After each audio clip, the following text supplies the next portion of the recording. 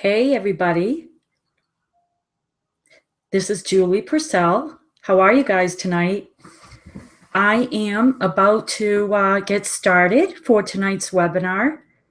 And I just want to give everyone just a few more minutes to funnel into the room. I have quite a few participants, and I just want to make sure that everybody is in the room. And I will wait just another minute. But in the meantime, I just want to give you a little fun fact while we're waiting. The World Series. I just read on Facebook that 15 of the former Cape Leaguers are in the World Series. And I thought, wow, how cool is that? Because the Cape League, the Cape Baseball League, comes up in the webinar very briefly, but I just thought I'd give you some fun facts to start. I love keeping up on the Cape information and intel, and that's why I'm doing what I'm doing. But anyway, all right, let's get started because this is kind of a long webinar, a little under an hour, but nevertheless, I don't want to keep you guys. And first of all, welcome. I am so excited to finally be doing this tonight. I had to delay due to debates and presidential debates and so on. So here I am. So let's get started. As you know, I am Julie Purcell, and I am introducing you to my webinar on how to plan the best family vacation on the Cape for your entire family to have fun, rain or shine, but without all the obstacles. And my goal for you tonight is simply to get you so excited about planning your next family vacation that you're really going to want to know what the latest and greatest insider tips are all about for the upcoming year, what changes there are, etc., and what you really need to know about the Cape. But I also, with that said, I want to be able to provide you with a concise, condensed, exciting, and user-friendly version of what beautiful Cape Cod is truly all about. And I want you to leave this webinar feeling really great about planning your next family vacation. One of the things I do want to do throughout the webinar is I really want to give you a lot of value. So when you are planning your next vacation and you might come by one of the many, many hundreds of pamphlets that are out there, or all the online information, that what I say tonight resonates with you in regards to how you're going to plan a smooth and stress-free, sorry about that, vacation. And also I'm going to give you the opportunity to work with me one-on-one.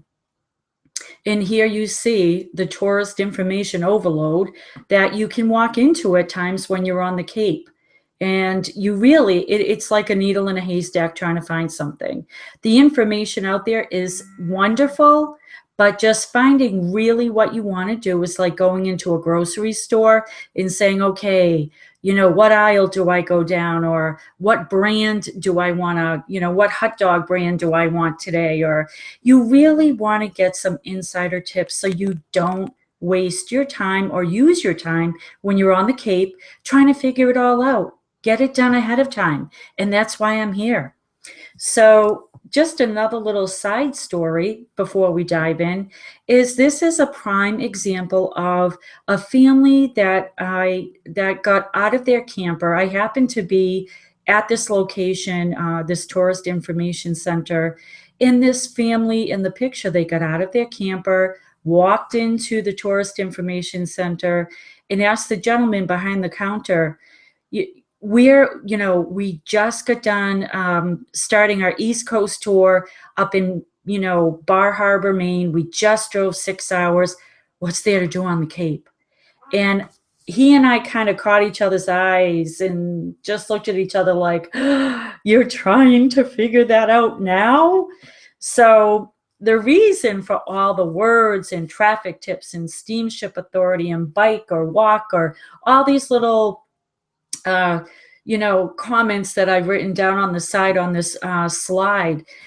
Honestly, I picked up every little thing they were saying, and they wanted to know what beaches should they go to, where are the best lighthouses, and everything, we hear it's crowded, and how can we avoid that? So here I am again, trying to teach you, don't wait until the last minute and really have an itinerary or a plan of action for when you're going on vacation, because the Cape, as we know it, it is so crowded at times, but there's ways around it so you can have the smoothest vacation for your family. So, why should you stay until the end, which I highly encourage you to stay until the end? Well, I am going to teach you about the 4 regions of the Cape and what part of the Cape has the best beaches for your family's enjoyment and safety. What type of lodging recommendations do I have for you, and what lodging accommodations are the best choice for your family's needs? And we're really going to dive into each section of this because, there are so many beaches, there's so many different lodging accommodations, and then there are so many different activities for your family that I really want to share with you the best way to approach this. And finally, and I saved the best for last, how to navigate your way through the Cape traffic before you even leave your house to go on vacation. So it's really important, and I can't stress enough to have, a good idea, or I should say a great idea of what you are up against with Cape traffic. So why should you stay until the end? Well, those are the reasons. And if you do stay until the end, I have a totally free gift for you that I am offering to those who stay until the end.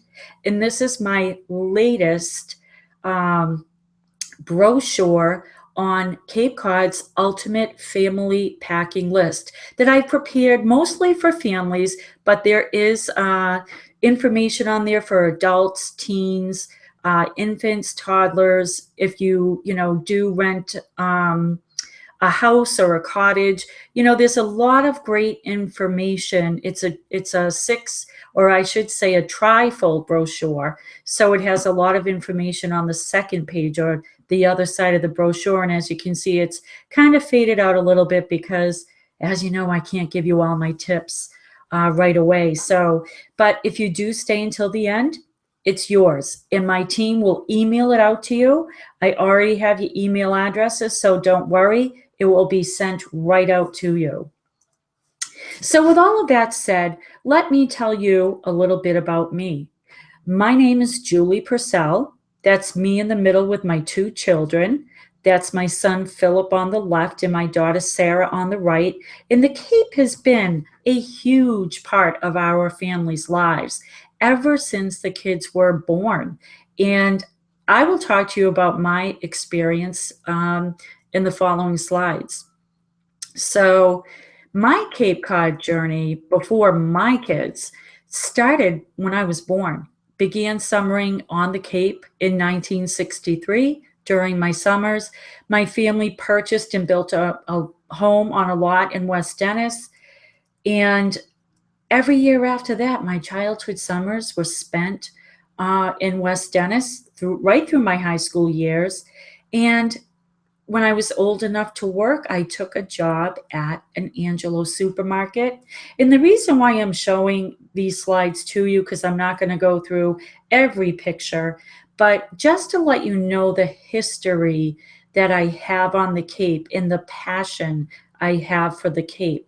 It is, I would love to retire there within the next 10 years and really keep all this information coming to the millions of travelers that do go to the Cape every year.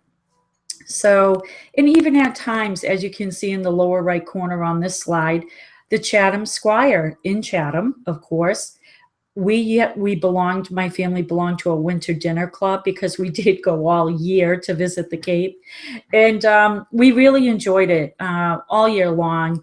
And the meme in the middle, and God rest his soul, he says, "So you got to go to the Cape in the summer? Oh, you must think you're not a tourist then." And I just love that. I just thought that was really cute. But anyway, so fast forwarding to why I really did this webinar, and why I, continue to educate and inform people on the Cape, is because I transitioned from a single woman, or, just, a single person, going from um, being single, going to the Cape with either my family or in college with my friends. And really, it was kind of like carefree. We didn't care if we hit traffic, we didn't care where we stayed. And honestly, we didn't care what beach we went to, as long as there was a place to lie out in the sun. So, transitioning and fast forwarding to being a mom and having two children in tow, it drastically changed how I perceived my trips to the Cape and how I had to deal with them. So these are all pictures on here that have been taken from when my kids were very young, to the left, on the left-hand side, all the way to the right. My daughter now is 21 and my son is 18. And I will be honest, there were it transitioning with two little kids in tow really was quite challenging. And here I was, a working professional with kids, traveling on a Friday night because I was working to avoid the Cape traffic, because of how challenging it was to get, down to the Cape on a Friday night, trying to figure out what time was the best time to go. And as you can see in the picture, these pictures are all too frequent of what we see, no matter during the high season when you go to the Cape. But there are ways around that. And again, that's something I'm going to dive into very shortly. Another thing that I really found, that changed quite a bit, was I took for granted that we could just walk into a restaurant and, sit down with the kids and eat and have a good time. No, that did not happen. So, you had to really plan, because, the kids get cranky, they're tired, they don't want to sit in a restaurant for 2 hours. So, you really had to plan around what family restaurants were there, what restaurants were accepting of little kids. So that was another challenge. So again, eating out was very challenging. And you want to avoid all the huge lines, and you definitely want to get to a kid friendly restaurant, which was challenging at times. So again, my Cape Cod journey continued, and we really had to think outside of the box with kids. You didn't want to be bogged down by lines or traffic, and the logistics all changed because you had to be creative going to the beach. You had to get that Nantucket buggy and put all your chairs on it, as in you can see in the picture. There's the one big thing is, when you go to the beach and you're in your car, well, you get to the beach with kids after, waking up in the morning, packing a lunch, getting everything all together, and you get to the beach and there's a line to get in to the beach with your car. And what's worse than sitting in a hot car with kids and they know the beach is right there and they're screaming to get out? So, you know what? Again, it's planning, planning, planning. And and knowing what beaches are best for you, again, is something we're going to dive into. So now, my kids are grown, and my daughter Sarah, in the left-hand picture, she basically, oh my God, oh no, I gotta see that. Oh.